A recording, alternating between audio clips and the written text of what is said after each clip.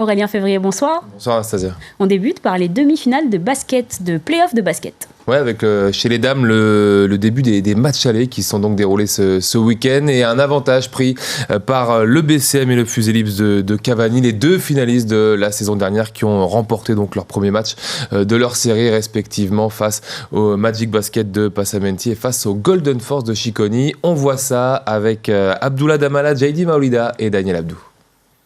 Fuselips n'a pas fait dans la dentelle avec cette victoire aux allures de qualification pour la finale 89-28.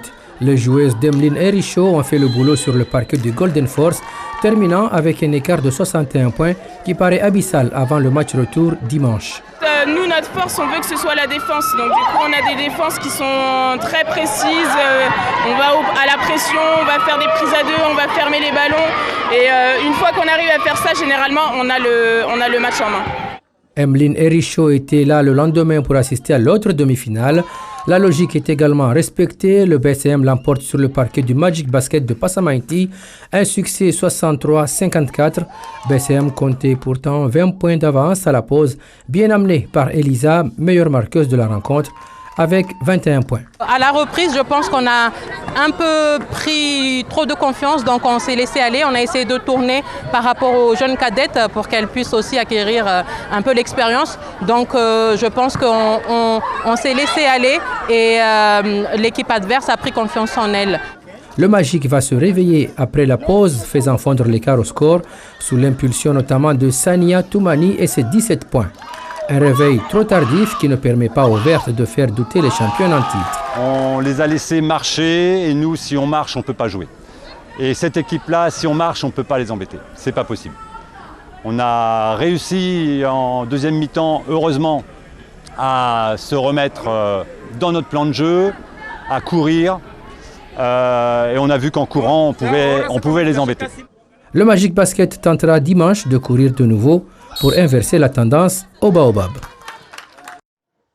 Et chez les hommes aussi, place au play-off ce week-end. Et victoire cette fois pour Vautour et le BCM, tous les deux embarqués dans un derby en petite terre pour les Verts face au Rapide Éclair de Pamandzi et puis à Mamoudzou pour BCM contre l'Étoile Bleue de Kaweni. On voit ça avec Yasmine Jaffar et Assadi Razafitseno. Vautour aurait pu s'imposer plus largement. Les Verts ont compté jusqu'à 16 points d'avance au cœur du troisième quart-temps, s'appuyant notamment sur les 18 points de Lance Aboudou. Nous avons bien entamé le match. On avait un plan de jeu qui a été respecté les 3 premiers quart-temps. Et dernier quart-temps, on a baissé du régime et on a déjoué, on n'a pas respecté le plan. Mais Vautour, c'est une équipe qui a beaucoup d'expérience. Nous avons les ressources. Ressources pour faire la différence samedi à domicile dans le match retour après avoir laissé Rapide Éclair en vie à l'issue de cette demi-finale aller. Victoire des Verts 60-57. Parce qu'on était quand même mené de plus de 13-15 points, on a réussi à revenir dans le match. Ça nous a boosté, mais il a manqué quelques petits détails à la fin du match pour pouvoir aller en prolongation et même le remporter. Rapide pourra s'appuyer sur son retour éclair au score en fin de troisième quart-temps pour le match retour. Vautour aussi a de quoi être confiant puisque les Verts n'ont jamais perdu à domicile cette saison. Dans l'autre demi-finale, BCM s'impose plus largement 79-60 face à l'Étoile Bleue et compte un matelas de 19 points d'avance avant le retour à Kaweni. On voulait quand même qu'on parte chez eux avec une petite différence. Donc on a réussi quand même à gagner plus de 10 points et plus. Donc c'est pas réconfortant, mais bon. Voilà, en fait, l'objectif c'était de gagner chez nous déjà et puis on sait que dans une semaine on doit aller chez eux. Nous on ne va pas défendre cette différence, mais on va pouvoir gagner. Mais après c'est un match de basket. Ça. Avantage BCM avant le match retour. Étoile Bleue aura à cœur de se racheter à la maison après avoir loupé son match aller. La faute à une efficacité au shoot aux abonnés absents tout au long du match. Ce qui nous a manqué, c'est l'adresse parce qu'on a eu beaucoup de tirs ouverts.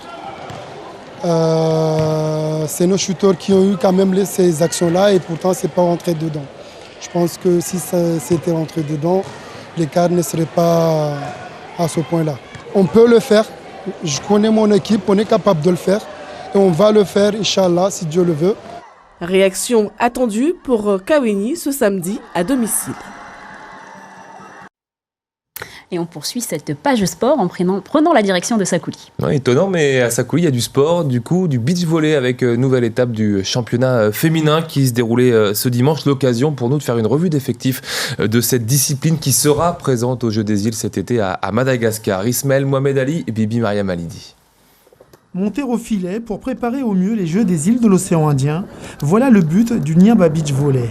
Et cette année, on a appris que le beach volley va faire partie du Jeu des îles à Madagascar. Donc on a décidé de créer des équipes pour les hommes et pour les femmes.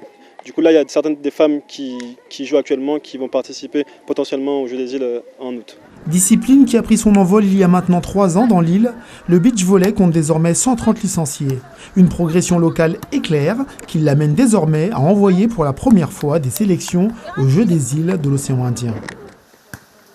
On met en place plein d'exercices pour leur permettre d'améliorer leur technique et la tactique de jeu et sous forme d'un peu de stratégie.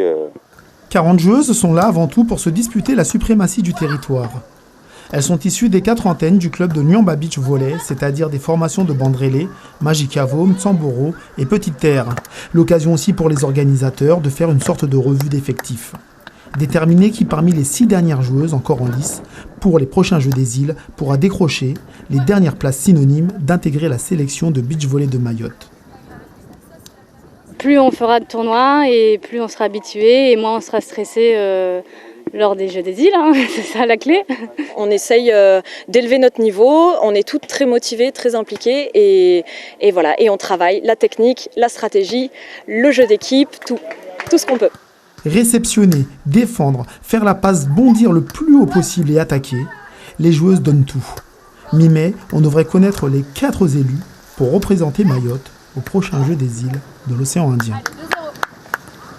Et en volley cette fois, sachez que Barakani a composté son billet pour la R1 la saison prochaine. Vous le voyez en image sur ces images de Daniel Abdou. Montée validée après la victoire du VCB dans le derby face à Ouangani ce week-end sur le score de 3-7-2. Et cerise sur le gâteau, les jaunes de Barakani terminent champions de Régional 2. Et en rugby, place à la préparation pour les sélections jeunes mahoraises. Ouais, ça concerne les moins de 16 ans et les moins de 19 ans qui s'entraînent donc à l'approche du tournoi de l'Arrois prévu à la fin du mois du côté de la Réunion. Une préparation qui s'est déroulée pour les jeunes mahorais du côté d'Amjago. Ismaël Mohamed Ali, Daniel Abdou. Répétez les gammes encore et encore.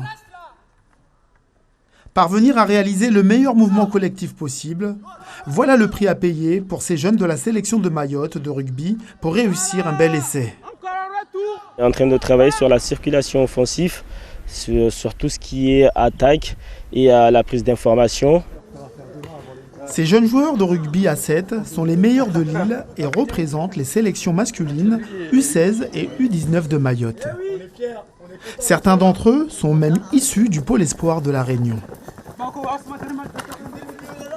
Ces entraînements ne sont pas du tout faciles parce que c'est surtout des entraînements de sélection. C'est pour aller représenter Mayotte à la Réunion. Alors il est tout à fait normal que ça ne soit pas facile et que ça nous pousse dans nos retranchements. Ce rassemblement est l'occasion ici de mettre en place une équipe confiante, compétitive et soudée. Il y a une caméra qui va être avec vous là. Les entraînements qu'ils nous font sont intenses, mais sont bien pour nous faire progresser. La rage de vaincre, l'œil du tigre sont là. Reste désormais aux sélections mahoraises à fignoler leur schéma tactique et leur plan de jeu afin de rivaliser au mieux face à la Réunion, Madagascar et Maurice. Il faut rester optimiste et qu'on a clairement toutes nos chances de faire quelque chose à la Réunion. On a des joueurs qui sont très motivés, qui sont très talentueux. Prochain rendez-vous, le tournoi régional de rugby à 7, organisé à la Réunion du 23 au 26 mars. Merci beaucoup Aurélien pour toutes ces précisions et c'est ici que nous refermons cette page sport.